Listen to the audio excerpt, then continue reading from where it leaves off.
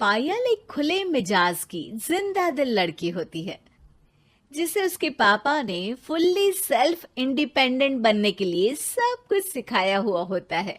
एक शाम पायल अपनी बाइक पर सीटी बजाते हुए कॉलेज से घर वापस पहुंचती है, जिसे देखते ही उसकी मम्मी गुस्से में पूरा घर सिर पर उठा लेती है। आ गई महारानी, बहुत बोलते थे मैं अपनी बेटी को सब कुछ सिखाकर दुनिया में मजबूती से खड़े रहना सिखाऊंगा, साथ में बेटी को लफंडर बनना भी सिखा दिया, ये नहीं बताया। क्या हुआ? आज ये कुकर इतनी सीटियां क्यों मार रहा है? सीटी? सारी फसाद की जड़ तेरी वो बाइक और सीटी है, उन्हीं से लड़के छेड़ती है ना तू। हाँ, ये तो गलत है, मुझे बताए बिना ही लड़का छेड़ दिया।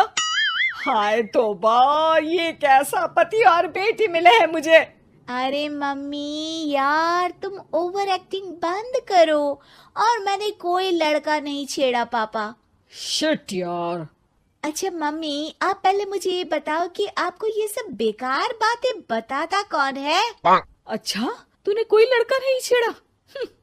अरे वही शर्मा आंटी, वही बताती रहती है, पर उसकी खबर तो मैं खुद ले लूंगी। अच्छा मेरी प्यारी बेटी, थक गई होगी ना, जाकर आराम कर बेटा। अचानक मम्मी को गर्म से नरम होते देख के पायल और उसके पापा कंफ्यूजन में एक दूसरे को देखने लगते हैं। आंखों से कुछ इशारे होते हैं और पायल वहां से चुपचाप चली जाती है। जिसके बाद रात को घर में सबके सोने के बाद दोनों पापा बेटी छत पर मिलते हैं। क्या खबर लाए हो? अरे तुम्हारी मम्मी तो हमसे भी तेज निकली, कोई खबर नहीं मिली। क्या यार पापा, पता नहीं अब मेरी मदर इंडिया कौन सा बम फोड़ेंगी। इसी के साथ दोनों अपने कमरे में वापस जाकर सो जाते हैं। अगली सुबह पायल जैसे ही कॉलेज जाने के लिए तैयार होकर कमरे से बाहर निकलती है तो उसकी मम्मी उसे लड़के वालों के सामने ले जाकर खड़ा कर देती है। जी, ये है मेरी बेटी पायल, थोड़ी चंचल है लेकिन बहुत नेक दिल और होशियार है।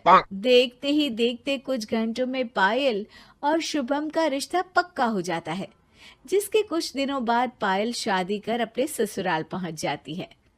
सोचा था मम्मी कोई बम फोड़ेंगी, पर उन्होंने तो सीधा मुझे उम्र कैद की सजा ही दे दी।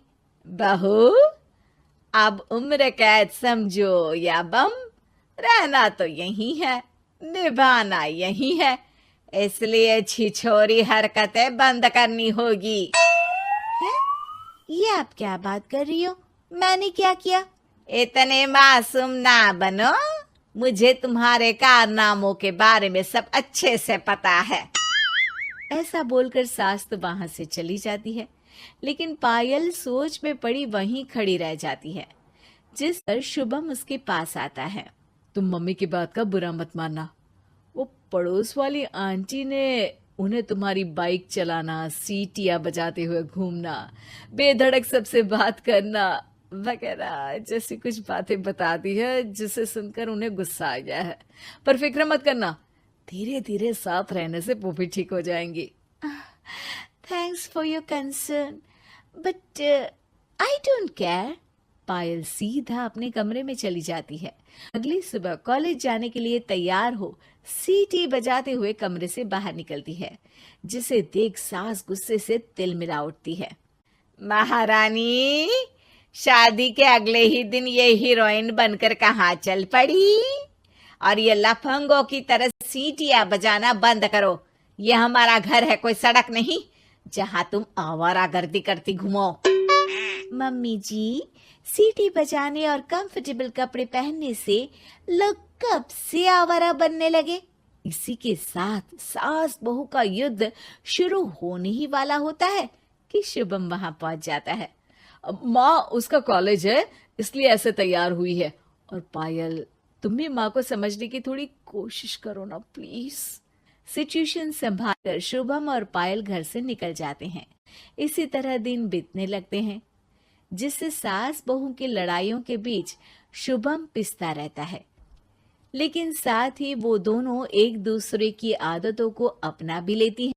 पर पायल का सीटी बजाना सास को आज भी नागवारा ही होता है।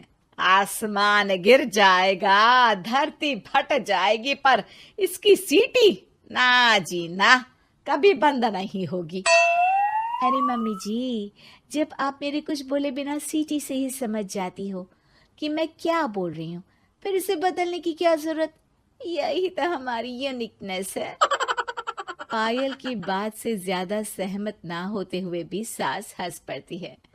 उसी शाम पूरा परिवार घूमने जाने का प्लान बनाकर घर से निकल जाता है और उनके जाते ही घर में चोर घुस आते हैं और तभी वो सब भी दोबारा घर के अंदर आते हैं बाहर से। क्या यार पायल, एक शाम भी फोन के बिना नहीं रह सकती थी क्या? घर में ही तो फोन है, कहाँ चला जाता? अब जल्दी अंदर जाकर अपना फोन लाओ, मम्मी और मैं यहीं बाहर वेट करते हैं। ज्यादा बोल रहे हो, देखो अब और धीरे काम करूंगी।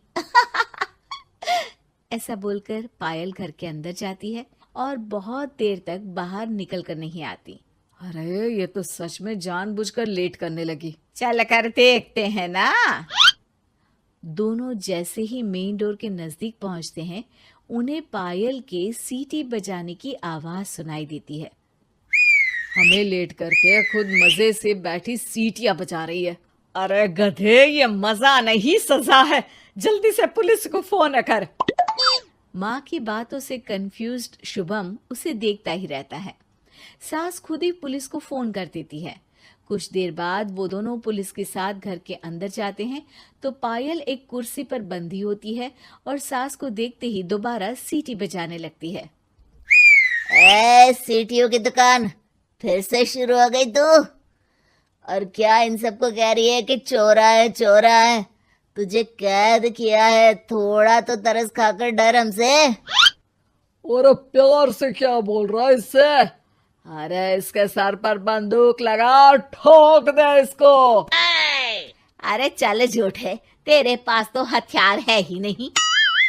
सास की बात सुन वहां मौजूद सारे इंसान हैरान रह जाते हैं और पुलिस तुरंत उन चोरों को अरेस्ट कर लेती है। आपको कैसे पता कि इनके पास हथियार नहीं है? अरे सीटी नहीं तो बताया।